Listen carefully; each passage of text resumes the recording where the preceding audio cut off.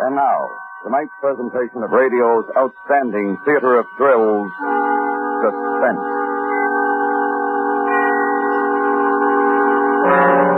Tonight, we bring you a story of what might have happened to the first atomic-powered submarine. We call it Report on the X-915. We ask you to remember that it is fiction. So now, starring Stacey Harris, here is tonight's suspense play, Report on the X-915.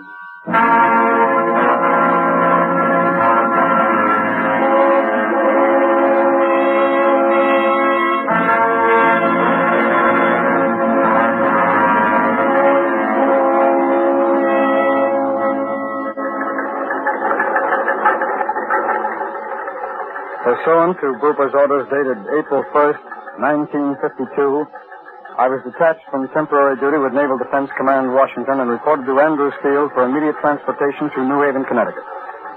From there, I was directed to proceed without delay to Naval Base Charlie, where I was to report to Admiral R.L. Carruthers, commanding. After a routine flight, I landed at New Haven, Connecticut, and at 18:15, I reported with orders to the office of Admiral Carruthers. Yes, sir. Reporting for duty, sir. Please sit down, Commander. Thank you, sir. Cigar? No, thank you, Admiral.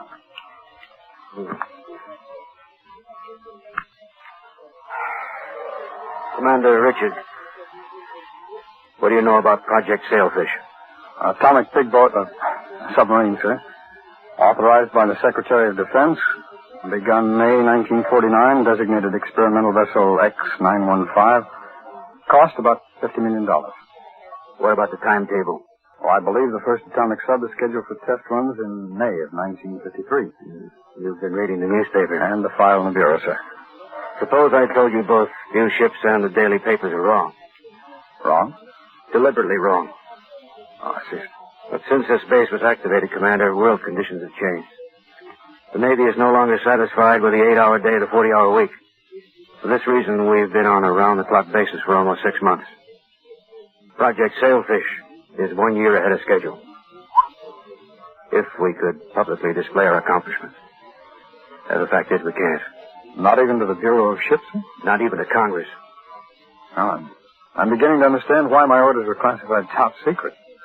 Commander, there are 307 men working on this base. Every single one of these men has been given the most thorough loyalty check possible. Every single one of them has been working and living behind the barbed wire for the past 6 months. Sir, you suspect a leak? We're not sure. 2 days ago, a convoy arrived at the base. 8 trucks. In one of those trucks was a Steinberg periscope. Yes, sir, I've heard of it. But not more than a handful have. Yet, when the periscope was being installed yesterday aboard the X-915, it fell to the deck, made completely inoperative. The cable on the crane lifting it into place snapped. Steel cable. Had it been cut, sir? No, it had not. In fact, the lab technicians assure me it simply broke under the strain.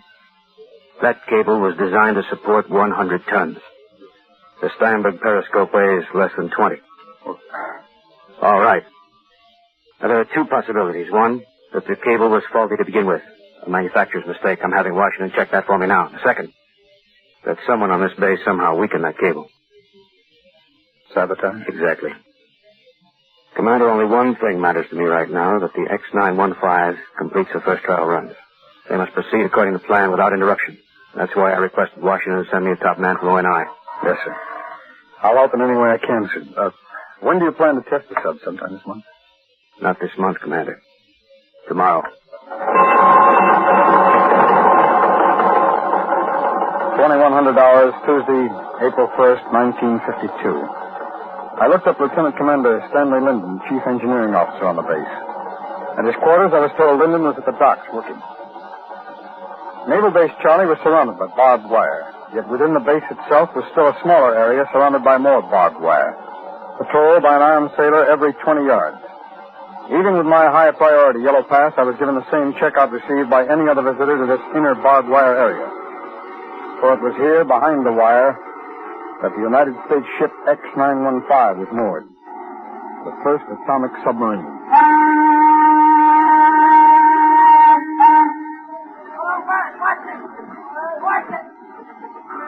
Floodlights covered the area and brought a glaring whiteness over the faces of the men working. But that wasn't what caught my eye. It was the thing that lay alongside the dock. The iron and steel monster that nestled against the pier like a giant pig. Here she was. Black, hideous, and beautiful. The X915. 3,000 tons, $50 million. The Navy's first line of defense in any future war. The atomic age gone down to the sea in ships.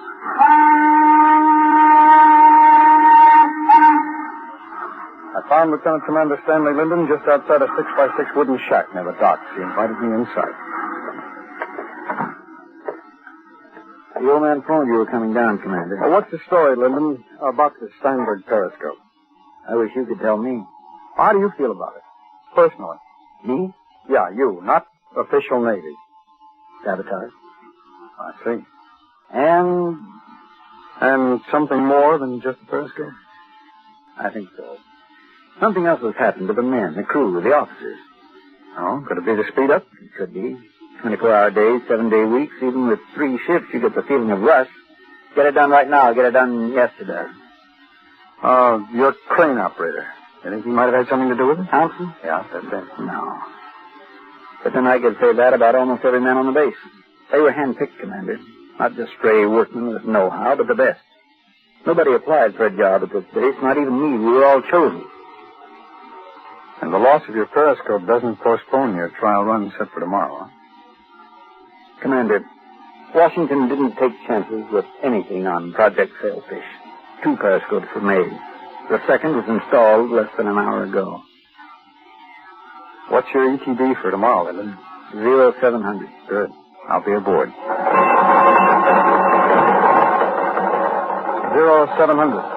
Wednesday, April 2nd, 1952. Captain Z.L. Unger, U.S. Navy commanding officer, set special sea detail aboard the USS X915.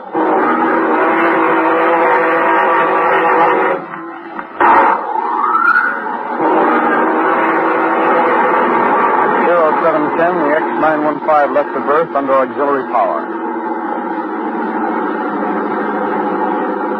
0830, the X915 was in the open sea. Now hear this. All ship personnel. X915 is switching to and will proceed under atomic power. I joined Linden in the control room. Engines sound good. What's our speed, Linden? 30 knots, traveling at 2/3. Cruise at 50? That's what the book says. 50 knots. 30 knots submerged. You've been reading the same book, Commander. Today's test is speed maneuverability. Test able, that right? Right. Tomorrow we go for depth. If we're successful today. 1000 hours. Captain Unger gave the command a standard speed. The X915 responded quietly and efficiently. We made 50 knots. 1100 hours. Captain Unger gave the command a flank speed. We made good 60 knots. Nothing in the United States Navy could catch her.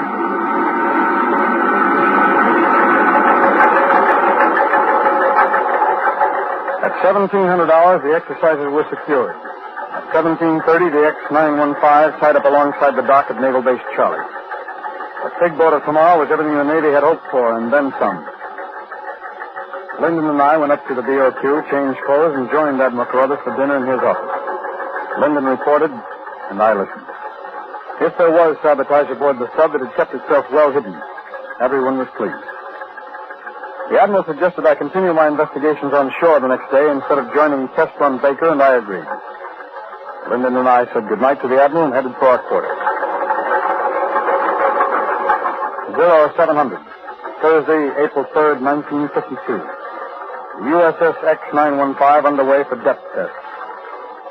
0800, I began an investigation of the dock area. 0930, I was summoned to the office of Admiral Carruthers, and the messenger said it was urgent. Never mind that. You get me the Secretary of Defense. I don't care where he is now. You get him. All right. Call me back.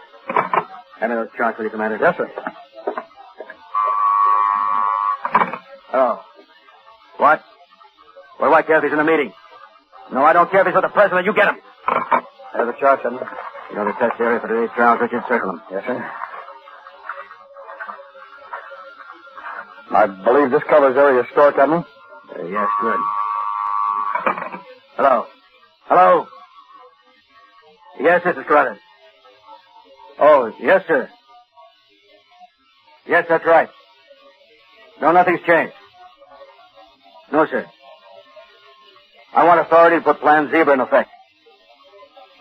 Yes, at once. Thank you. Yes, sir, right away. All right, Commander Richards, here it is. Sir? The X-915 began depth tests at 0800. She was to remain at various depths until 0900. It is now 940. She hasn't surfaced. What about radio contact, sir? Silence. She hasn't answered a radio message since 8:45. You think they're in trouble? I don't think so. Well, sir, The sub was equipped with any number of special emergency devices, including an automatic marker which would immediately rise to the surface should any trouble develop with the engines. No markers have appeared. well, Admiral, if she isn't in trouble. The X-915 is deliberately maintaining radio silence and is proceeding under her own orders to some unknown destination. Have her destroyer escorts lost contact with her, sir? The accompanying destroyers report the sub disappeared off their sonar screen at full submerged speed, 30 knots. Commander, there is only one possible conclusion. The X-915 has fallen into enemy hands. $1,000, April 3rd, 1952. Admiral Carruthers' office. The Admiral explains Plan Zebra. There are 15 plans covering each phase of the trial runs of Project Sailfish. Now, each plan covers a particular contingency. Of all of them, Plan Zebra is to be used only in the case of extreme emergency. It covers the possibility of capture of the X-915 by enemy forces. Now, even though it's very unlikely, every possibility has to be provided for. And the Secretary gave you permission to put this plan into effect, sir? Correct. Within half an hour, a task force will steam out of 3 separate bases on the Atlantic coast. They'll rendezvous at this point here. That's about 100 miles southeast of this base. Correct. When the task force is rendezvous, they will begin search of Able, which is the second step in Plan Zebra. And that is to find the X-915? Not to find her, Commander. To sink her. 1100 hours. Destroyers escorting the atomic sub in a second trial run reported they had watched her dive and never regained either visual, radar, or sonar contact. This supported the Admiral's theory that the X-915 was not on bottom.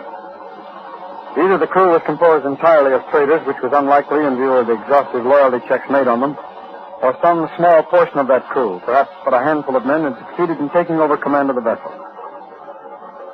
1130 hours. Admiral Carruthers established radio contact with the task force, which had now begun to rendezvous at Point Stork.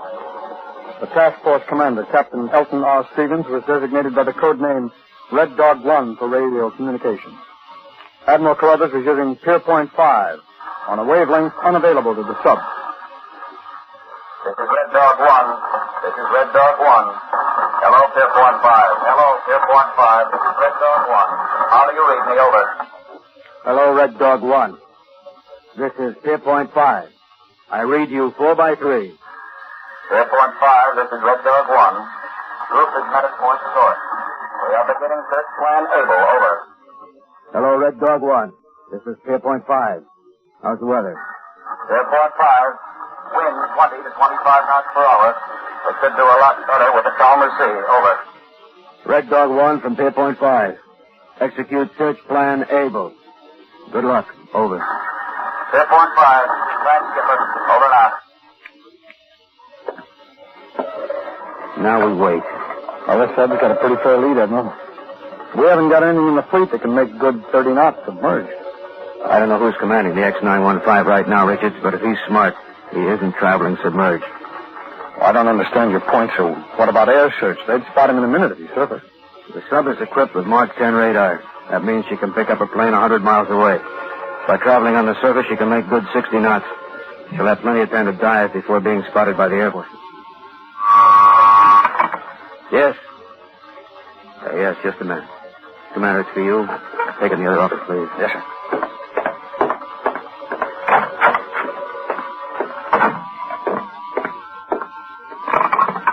Richard speaking. Commander Richards, sir. Yes, who is it? Sir, this is Lieutenant Hammond down at the torpedo shack. Yes, go on, Lieutenant. Well, sir, you remember you were inspecting the torpedoes down here this morning about 9 o'clock? That's right. Remember you checked the cases containing the atomic warheads? You told me to report to you if anything funny happened. All right, Lieutenant, what have you found? Well, sir, that's just it. We didn't find anything. You see, one of the cases came open a while ago, and we could see it was empty. Somebody had removed the atomic warheads during the night. What? The way it looks down here at the torpedo shack, Commander. Perhaps you'd like to come down here and have a look for Never mind that, Lieutenant. You get some men. Search the entire storeroom. Search the base and check back with me. Oh, we haven't got time for that now. See why that second fighter group hasn't contacted our task force yet. Right.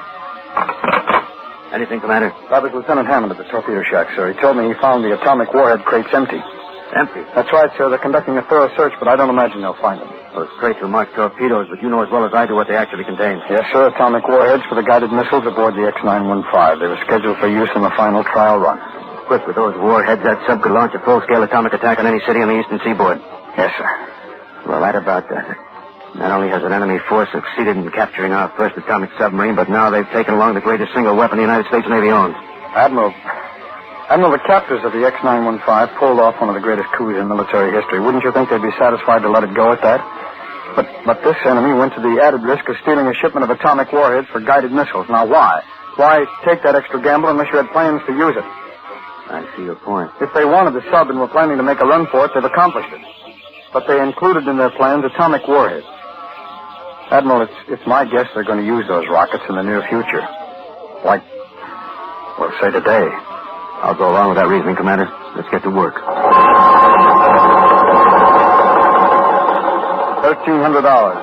April 3rd, 1952.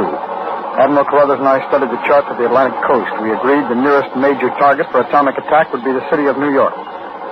Figuring the effective range of the sub's missiles at 50 miles, we then sketched in the launching area the sub would have to use.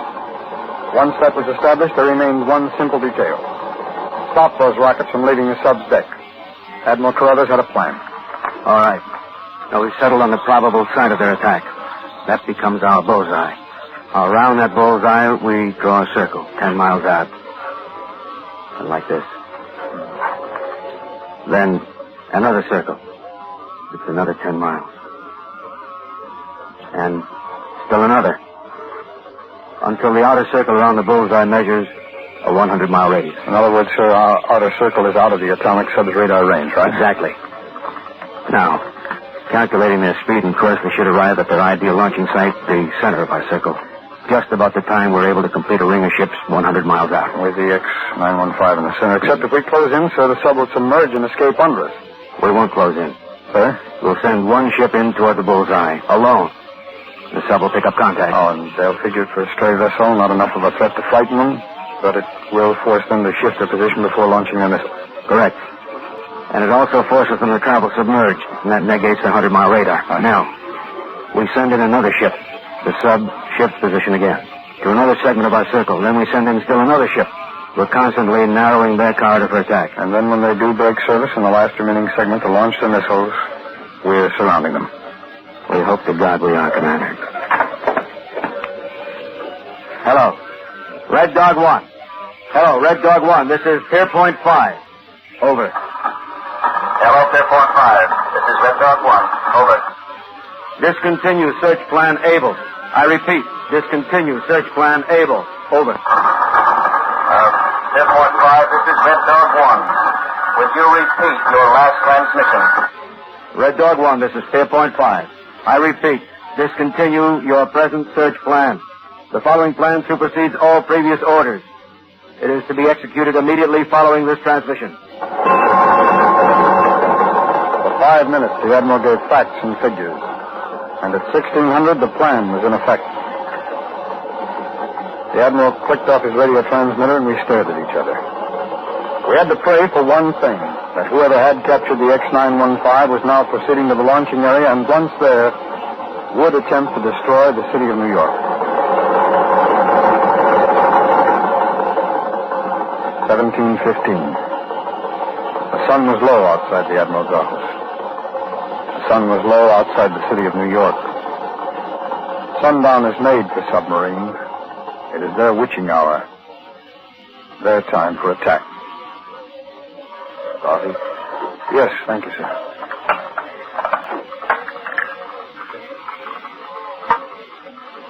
What time is it? It's exactly 17:20, sir. Beautiful sunset. Yes, sir. Used to see them like this off on a Weetalk, Pacific. That's where you have the sunsets. Lyndon served in the Pacific. Yes. What happened to Lyndon and Captain Unger? Unger was a classmate of mine at the academy. He didn't sell out. None of them sold out, sir. They were Shanghai. You can bet on it. And they're all aboard that sub right now. Lyndon and Unger and a lot of good men. The sub, it's our job to sink. Airport 5, this is Red Dog 1. We should be at the launching point now. Over. Airport 5 to Red Dog 1. Go ahead. Over.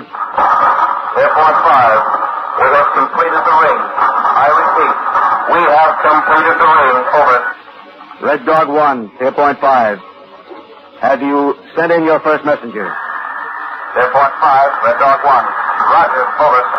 Red Dog 1, proceed with plan. Please advise any contact. Over and out.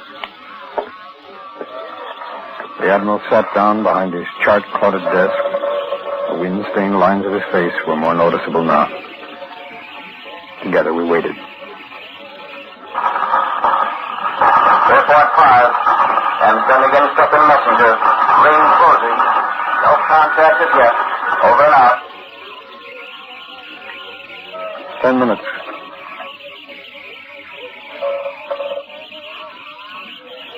20 minutes.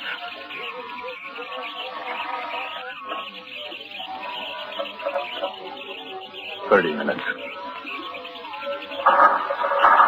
Sending in third messenger. Closing to bullseye. No contact. Over and out. One by one, the single ships were slicing across the big target that we had drawn on our chart. Each ship slicing in closer toward the launching area, forcing the enemy we had never seen to change plans, change positions, yet not frightening him enough to make him forget his attack. Airport 5, Red Dog 1. Sending in seventh messenger. No contact as yet. Closing within 10 miles of bullseye. I repeat, no contact. Well, one way, that's good, Commander. At least we can feel certain the sub hasn't surfaced. Well, we're safe from a radar then. Our sound range is only 10,000 yards. I'm going to order the task force to patrol that range. Red Dog 1. Take position 5 miles from bullseye. I repeat, take position 5 miles from bullseye. Over. Airport 5, this is Red Dog 1. Okay, Skipper, that's as close as we can get. Report to me every minute. Yes, sir. We're closing in. Over and out. He's worried. Well, I don't blame him, sir. Well, he's only worried. I'm scared. Suppose the sub headed for Siberia. Well, sir, then we were out of luck anyway. Airport 5, closing to 10,000 yards. No contact. Destroyer group is... Airport 5, destroyer group off my port bow has sighted enemy. I repeat, destroyer group has sighted enemy. The sub is surfacing. Airport 5, do you hear me? Over. Red Dog 1, I hear you. Over. Enemy has surfaced. Destroyer group opening fire.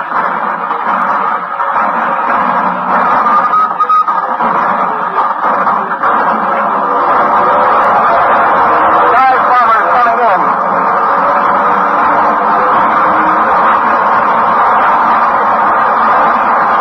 Bombers making attack. The sub is still surfaced.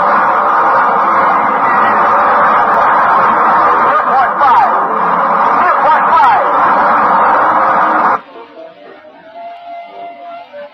Red Dog 1. Red Dog 1, come in. Red Dog 1, this is Pierpoint 5. Come in. Red Dog 1, are you receiving me?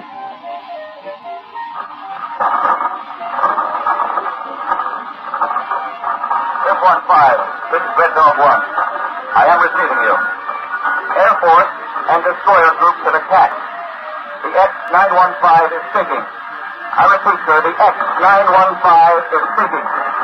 Proceeding to pick up survivors. Over. Red Dog 1, this is Pierpoint 5. Well done. Over and out.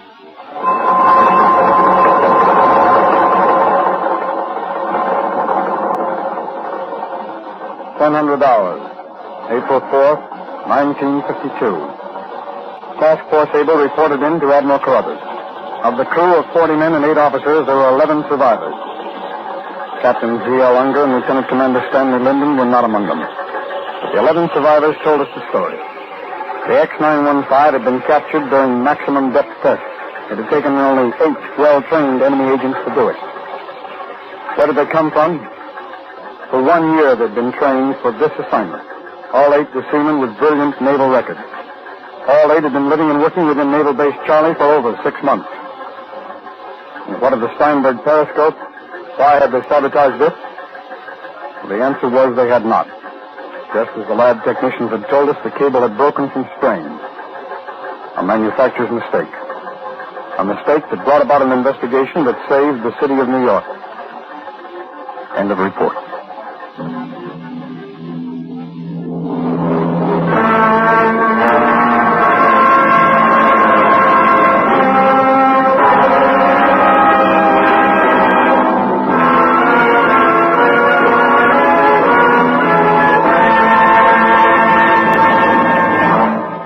Suspense, in which Stacey Harris starred with Jack Crucian in tonight's presentation of Report on the X-915. Be sure to listen next week to radio's outstanding theater of thrills, Suspense.